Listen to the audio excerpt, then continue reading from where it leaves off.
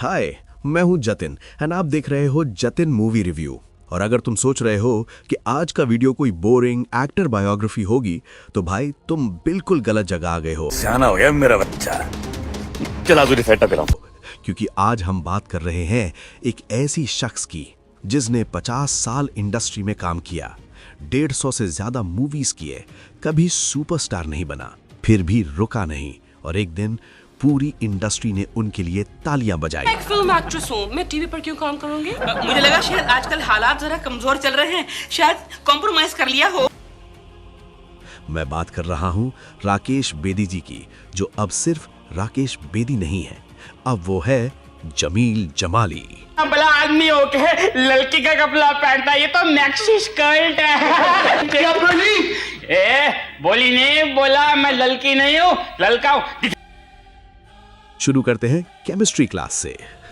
एक लड़का था चंडीगढ़ में, पढ़ने में एकदम जीरो, एक्टिंग में भाई नेचुरल बॉर्न हीरो। दादा थिएटर करते थे तो जीन्स तो थे ही, पर घर वाले वो तो क्लासिक इंडियन पेरेंट्स थे। बेटा एक्टर बनना चाहता है? नहीं। इंजीनियरिंग करेगा? नहीं।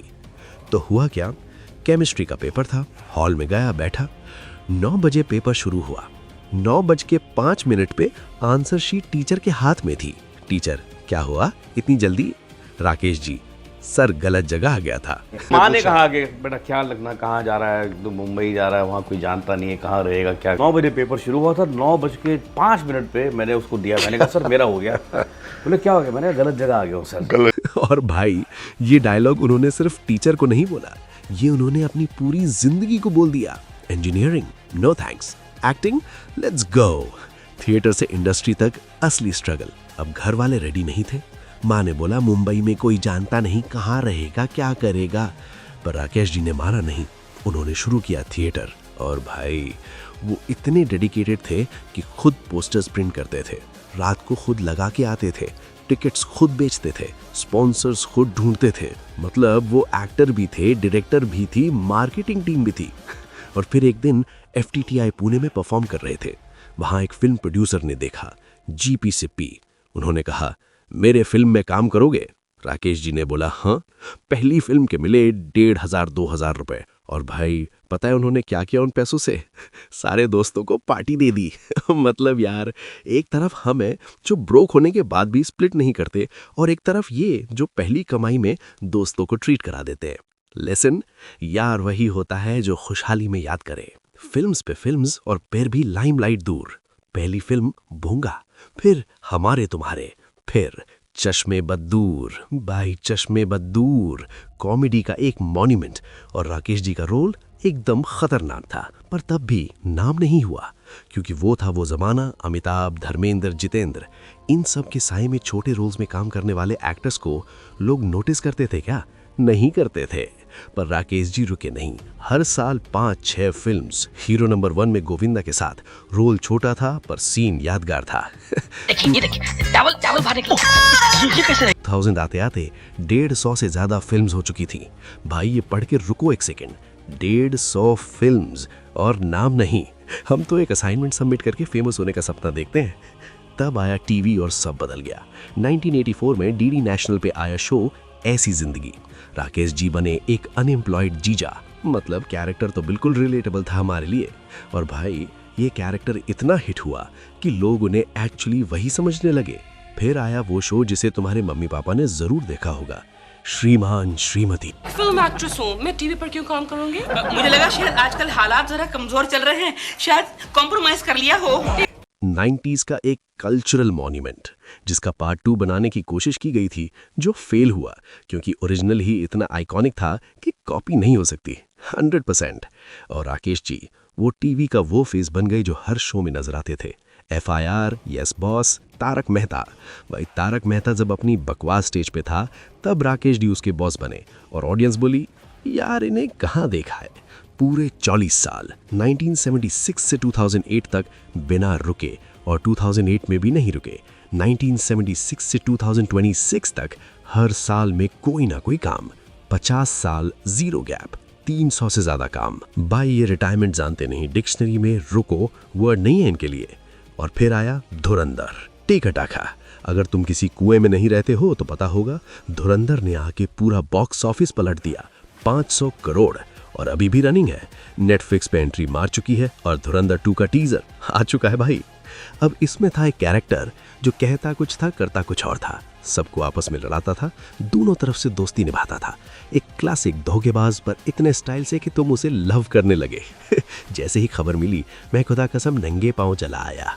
ये था Jameel Jamali, played by Rakesh Bedi. Controversy भी है क्योंकि फेमस हो गए तो आएगी। धुरंधर का ट्रेलर लॉन्च हो रहा था, सबसे मिलना जुलना चल रहा था। राकेश जी ने सारा अर्जुन को, जो फिल्म में उनकी बेटी का रोल करती हैं, हक किया, शोल्डर पे हल्का सा किस किया। कुछ लोग सीधा ट्विटर पे आ गए, ये तो बिल्कुल गलत है, इतना बड़ा आदमी और ये बिहेवियर। राकेश जी ने क्या किया, सीधा सामने आए और बोले, वो लड़की मेरी बेटी जैसी है, ऑन स्क्रीन भी ऑफ स्क्रीन भी। ये प्यार का जेस्चर था, और अगर किसी की नज़र गांडी है तो मैं क्या करूं।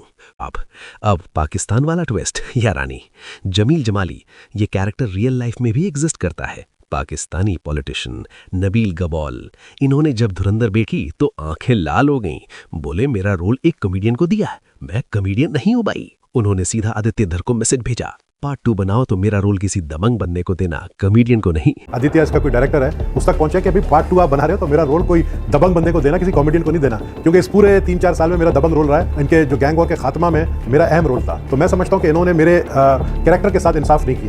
फिर वही सब, इंडिया हमारे सामने नहीं टिक सकता। रणवीर सिंह का कैरेक्टर अगर रियल में आता है तो जिंदा नहीं जाता। कोई आया था जो रणवीर सिंह ने जो किरदार प्ले किया है?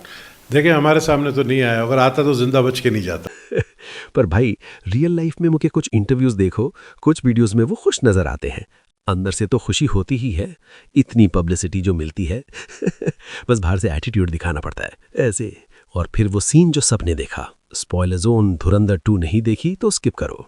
धुरंधर 2 में असली धुरंधर कौन है, वो ट्विस्ट इतना कमाल का था कि थिएटर्स में तालियां पड़ी, लोग चिल्ला रहे थे।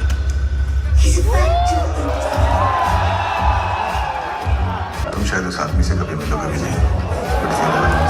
अर्जुन रामपाल ने खुद कहा, सच में असली धुरंधर हैं राकेश बेदी जी। अब तो सबको खा गए सर।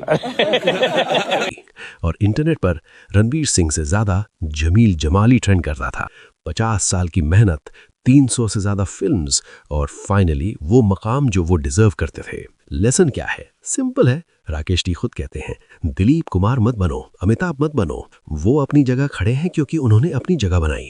तुम अपनी जगह तभी बना सकते हो जब अपने आप को डिस्कवर करो। खुद ही सारी मेहनत करते थे, प्ले को प्रिपेयर करना, फिर टिकटें बेचना, फिर कोई स्पॉन्सर ढूंढना, फिर पोस्टर छपवा के उसको रात को खुद लगाना, तो इतना कुछ करते थे। आप दिलीप कुमार के या अमिताभ बच्चन के अगर आप फैन हैं तो आप वो बनने की कोशिश मत कीजिए। वो इसलिए बने हैं, अपनी जगह पर खड़े हैं, क्योंकि उन्होंने अपनी खुद की एक जगह बनाई है। तो आप खुद की जगह आप एक तब बना सकते हैं जब आप अपने आप को डिस्कवर करेंगे। 50 साल बिना रुके, बिना नाम के, बिना बड़े ब्रेक के, सिर्फ काम और काम और काम, और फाइनली एक आदित्य भर मिला जिसने उनका टैलेंट देखा और दुनिया को दिखाया। ये सैड भी है कि इतने टैलेंटेड लोग हैं हमारी इंडस्ट्री में जो हमेशा बैकग्राउंड में रह जाते हैं, बस वेट करते हैं किसी ऐसे डायरेक्टर का जो उनका वैल्यू जाने।